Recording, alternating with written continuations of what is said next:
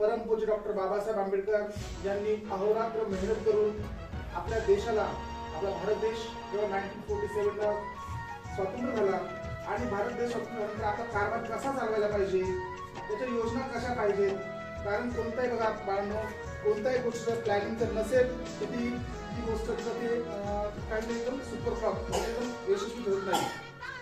आणि जर आपल्या देशाला आपण यशस्वी चांगल्या मार्गावरती न्यायचं असेल तर काहीतरी आपल्या समोर एक आराखडा पाहिजे, काहीतरी नियोजन पाहिजे. आणि हे नियोजन करण्यासाठी डॉक्टर बाबासाहेब आंबेडकरांचा आजचा दिवस, आज आपला भारत देशाचं संविधान अंमलात आले आणि संविधानानुसार म्हणजे 26 नोव्हेंबर 1951 रोजी आपल्या भारत देशामध्ये भारतीय संविधान अंमलात आलं होतं. आणि तो दिवस आपण काय करतोय, संविधान दिवस म्हणून साजरा करत आहोत.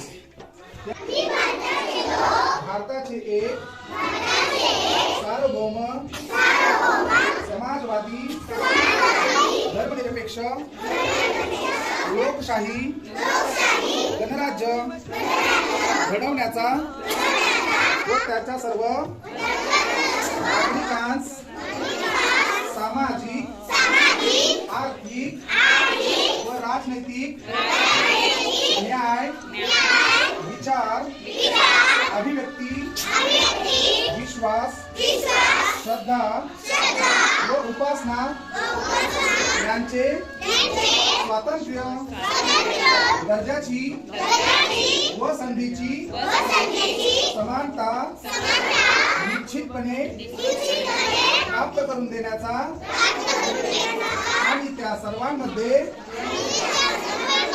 व्यक्तीची प्रतिष्ठा व राष्ट्राची एकता आणि एकात्मता यांचे आश्वासन देणारी बंधुता प्रवर्धित करण्याचा